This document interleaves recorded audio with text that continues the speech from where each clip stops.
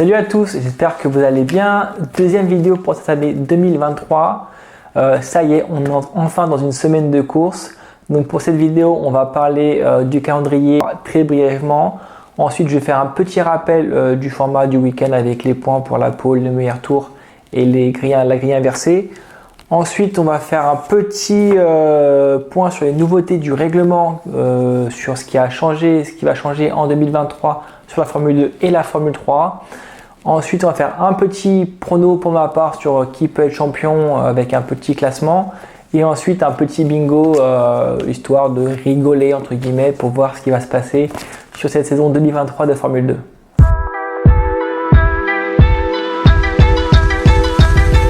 En Formule 2, on va repartir sur 14 meetings, ce qui va annoncer donc du coup 28 courses pour toute la saison. En nouveauté sur ce calendrier 2023, on va voir l'apparition, donc comme vous le savez, de Melbourne, où les Formule 2 et aussi les Formule 3 vont se rendre en Australie pour disputer la troisième manche du championnat. Donc mettez bien vos réveils en marche, commencez à dormir la semaine d'avant, parce que je pense qu'on va se lever, voire même ne pas se coucher pour suivre la Formule 2 et la Formule 3. Du coup, c'est 14 meetings et donc la France sort du calendrier ou la Russie sort du calendrier. Sinon, pas de nouveauté, on part sur un calendrier similaire à l'an passé. On aura juste une sacrée pause de 2 mois et demi entre l'avant-dernier meeting et le dernier meeting de la saison, donc entre Monza et Abu Dhabi. C'est pas forcément le top, sachant que certaines écuries vont peut-être attendre la fin du championnat avant de placer un pilote, voir si un pilote peut être champion ou pas, donc c'est pas forcément le top. Mais bon, ça nous permettra de faire une petite pause de 2 mois et demi, je pense que ça fera pas mal de bien. Pour la Formule 3, on a 2 nouveaux venus, donc on a bien évidemment Melbourne qui arrive au calendrier de la Formule 3, et aussi une super nouvelle, c'est que la Formule 3 va rouler sur le circuit de Monaco, une première depuis quelques années, je n'ai plus la date en tête, j'aurais dû regarder. Mais ça fait quelques années qu'on n'a pas pu voir la Formule 3 sur Monaco et je pense qu'on va avoir un sacré week-end monégasque. Voilà ce qu'il y en est pour le calendrier 2023 de Formule 2 et de Formule 3. Comme en 2022, on repart sur le même système de week-end en Formule 2. Donc là sur le graphique il y a marqué 2022 mais c'est exactement le même pour cette année. On part sur une session d'essai libre de 45 minutes, plus une session de qualification de 30 minutes. 2 points est attribué pour le poleman, donc celui qui partira en pole le dimanche pour la course principale. En course sprint, donc c'est le top 10 qui est inversé, donc ce sera le top 12 en Formule 3. On a ici la grille des points pour la course sprint. 1 point sera attribué au pilote qui fera le meilleur tour de la course, donc il faut qu'il soit dans le top 8, pareil pour la course de dimanche avec les mêmes points qu'en Formule 1 du coup pour le classement des 10 premiers et 1 point sera attribué aussi celui qui fera le meilleur tour. Donc attention, en sprint race c'est que les 8 premiers qui marqueront 2 points, en course principale ce seront les 10 premiers. Un pilote peut marquer maximum 39 points sur un week-end et une équipe peut mettre un maximum 65 points sur un week-end. On repart sur les mêmes bases que 2022, donc j'espère que vous ne serez pas trop perdus à ce sujet.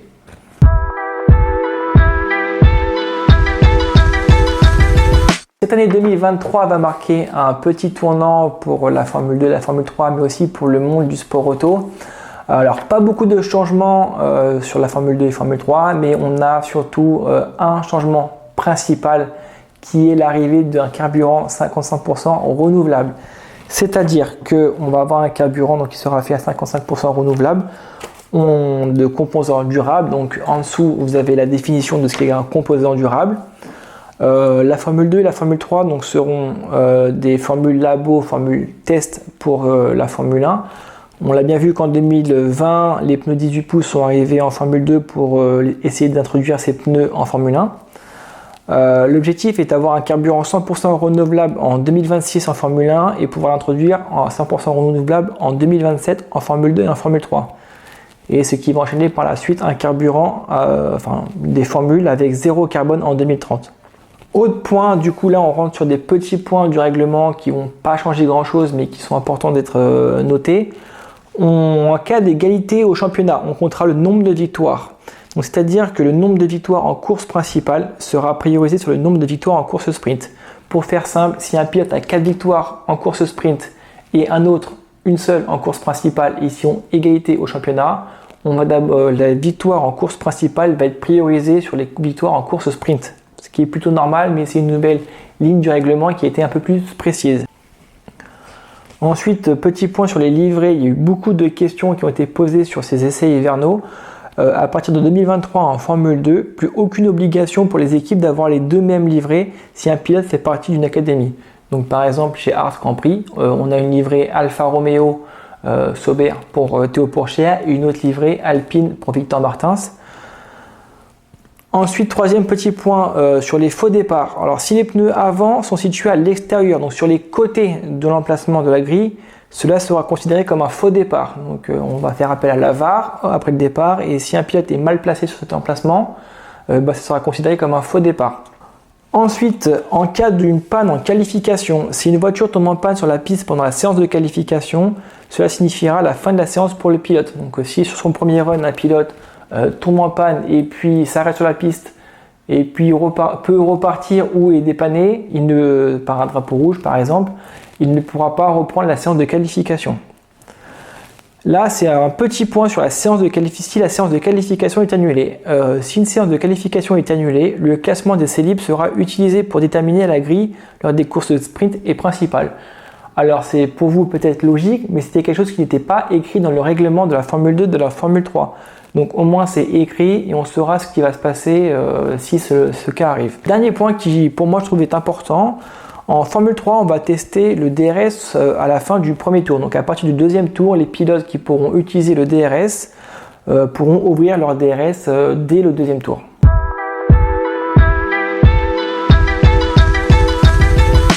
Voilà, on a fait un petit tour des nouveautés qui vont arriver cette année en Formule 2 et en Formule 3. Alors, pas grand chose, malgré que le fait d'avoir un nouveau carburant et en plus à 55% durable est une avancée technologique pour le monde du sport auto, et je pense que c'est une bonne chose. Maintenant, on va faire, je vais vous présenter mes pronos que j'ai fait pour cette saison 2023. Alors, première info, vous allez voir, c'était hyper compliqué pour moi de déterminer qui peut être champion. Alors, je pense qu'il n'y aura que 4, 5, 6 pilotes qui pourront l'être. Mais en fait, j'ai regardé, il y a peut-être une bonne douzaine de pilotes qui peuvent nous surprendre et gagner des courses et être présents au championnat. Alors, pour ma part, j'ai mis 4 étoiles et demie, entre guillemets, c'est mon favori, c'est Théo Pourchaire. Il doit être favori, il doit gagner le championnat pour toutes les raisons qu'on connaît. Il a fini 5e en première année, il a fini 2e l'an passé. Il doit absolument gagner la Formule 2, il a le niveau pour, et en tout cas, je ne suis pas du tout inquiet pour ce pilote. Ensuite, j'ai mis les pilotes 4 étoiles. En fait, c'est clairement les Roux-Blanc qui ont fait plutôt une bonne saison l'an passé. Alors là, pour le coup, je les ai classés dans l'ordre dans lequel je pense qu'ils vont arriver au championnat. Alors, peut-être qu'ils pourront être champions, mais je pense que si Théo est champion, par exemple, ces pilotes arriveront derrière. Donc, on parle de Jacques Drouin qui sera chez Virtuosi, donc Invicta Virtuosi. Enzo Fittipaldi chez Rodin Carlin, Ayumu Iwasa chez Dams, Fred Vesti chez Prema et Denis Sauger chez MP Motorsport. C'est des Roux-Blanc, c'est des pilotes qui ont gagné des courses l'an passé. Ils peuvent clairement jouer leur titre. Si un de ces pilotes est régulier sur toute la saison, je pense que le titre ne peut être que acquis par un de ces pilotes. Donc si on rajoute Théo Pourchaire, voilà, ça ce sont vraiment mes favoris pour le titre de champion. Ensuite, à 3 étoiles, moi j'ai mis mon petit trio qui a fini aux 3 premières places l'an passé en Formule 3, donc dans l'ordre Victor Martins, Zen Maloney et Oli Berman. Je ne sais pas s'ils pourront être champions cette année dès leur première saison, mais en tout cas, voilà, va falloir faire attention à eux. Ces 3 pilotes pourront sûrement même gagner des courses principales dans cette saison. Je pense qu'ils peuvent faire très mal à des Roux-Blanc, donc attention à eux. Je ne sais pas si ils seront champions, mais en tout cas, il faudra compter sur eux. Et si, par exemple, ces 3 pilotes, je ne serais pas étonné qu'il y en ait au moins 2 qui seront dans les 5 premiers au championnat. Donc, à voir ce qu'ils vont donner. Victor Martin, c'était pas mal en termes de rythme sur les essais à Bahreïn. Ensuite, 2 étoiles, il faut les mentionner. Alors, je parle des deux anciens, donc Jehan Daruvala et Richard Verschoor. Daruvala chez l'écurie en titre, on ne peut que penser à lui. Enfin, c'est vrai qu'il doit faire la saison, c'est la 4e saison de Formule 2. Il est obligé de performer cette année parce que c'est quand même sa 4e saison. Il a l'expérience, il a le niveau, faut dire ce qui est. Alors, pas un top niveau, mais il a le niveau quand même. Richard Verschoor, pareil, 3e saison pour lui. Il a fait une bonne saison l'année dernière avec Trident. Il est rejoint l'écurie VAR qui est là depuis l'an passé. Donc, voilà, il ne gagnera pas le championnat, je pense pas. Mais il faudra faire attention à lui sur quelques courses. Il pourra jouer des bons podiums, peut-être même voir certaines victoires. Et aussi, on n'oublie pas Isaac Hadjar, le rookie, qui ne fait que de nous étonner depuis qu'il arrive dans les formules en monoplace. L'an passé, il avait gagné la première course sprint à Bahreïn en Formule 3. Donc pourquoi pas réaliser cet exploit encore de gagner quelques courses sprint et faire des bons podiums, voire des victoires en course principale.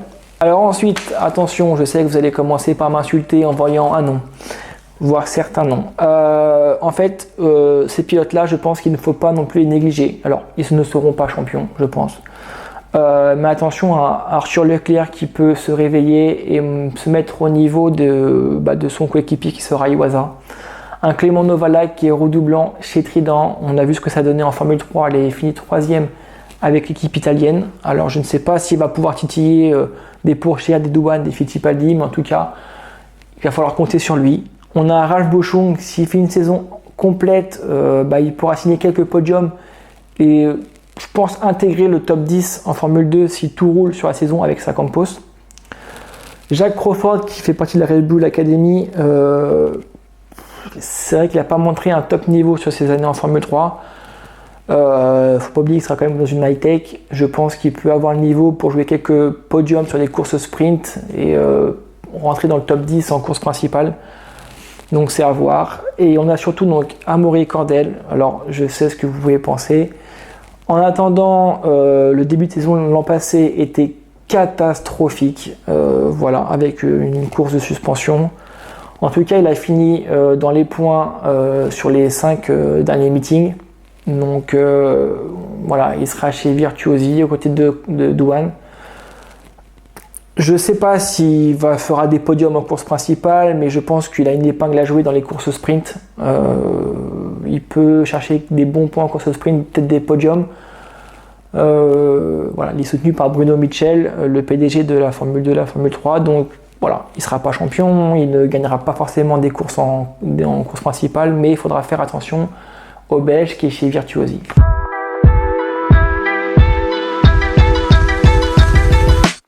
Pour cette saison 2023, je me suis amusé à faire un petit bingo. Alors, j'en ai fait 9 pour voir ce qui va arriver. Alors je ne dis pas que ça va forcément arriver, ou il y a peut-être des choses qui sont peut-être évidentes pour vous, mais je vous assure, quand vous penchez sur la saison 2023 de Formule 2, c'est assez compliqué de savoir qui va sortir son épingle du jeu, et avec tous les excellents pilotes qu'on a, les bons pilotes qu'on a, les pilotes qui font partie d'une académie. On ne sait jamais. En tout cas, je vous présente mes 9 pronos, entre guillemets, mes bingos que j'ai fait pour cette saison 2023. On va commencer par le premier en haut à gauche. PHM, dernier avec moins de 15 points au classement. Alors pour vous allez me dire, ouais, mais si, c'est sûr, c'est facile. Alors oui, moi je pense que si je voulais même tenter un pari, une cote excellente, j'aurais dit ils finiront même presque l'année à 0 points. Après, il ne faut pas déconner quand même, mais le duo de pilote n'est pas fou. Après, on ne sait jamais, Nissany peut se réveiller, par chance, on ne sait jamais.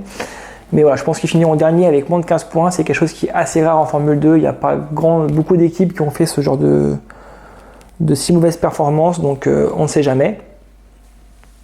J'ai me dit aussi qu'il y aura au moins 7 pilotes vainqueurs différents sur des courses principales. Donc il y aura 14 courses principales dans l'année. Je pense qu'il y aura au moins 7 vainqueurs différents. Donc c'est la moitié des courses remportées par au moins un pilote différent. C'est plutôt un bon pari. On verra ce que ça va donner cette année. Par contre, oui, j'ai dit qu'au moins 3 victoires sur les courses principales pour Théo. C'est un objectif qui doit se fixer au minimum, je pense. Et je pense que c'est aussi un objectif qu'il est capable de réaliser. S'il se bat pour le titre, je pense qu'il va devoir maximiser un maximum de points dès le début de saison et faire parler son expérience. Donc je pourrais même dire que les 3 victoires, il devrait les obtenir avant la moitié de saison. J'ai dit au moins 6 pôles position pour Jacques Douane, qui a été l'homme en forme des pôles sur les qualifs l'an passé avec Filipe Drugovich. Hors Abu Dhabi, je pense qu'il n'y aura aucun changement de pilote sur la saison. Je pense qu'on a des pilotes qui sont bien en place avec leur budget. Sauf course de suspension et sauf gros drama, je pense qu'il n'y aura aucun pilote ne va laisser sa place cette saison. On gardera ces pilotes tout au long de la saison, sauf à Abu Dhabi, avant que des pilotes F3 montent en F2.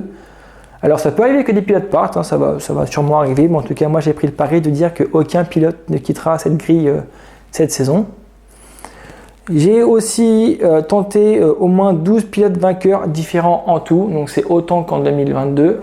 C'est pas un gros pari, mais je pense que c'est quelque chose qui est assez jouable sur les 24 courses les 28 courses que l'on va avoir sur cette saison 2023.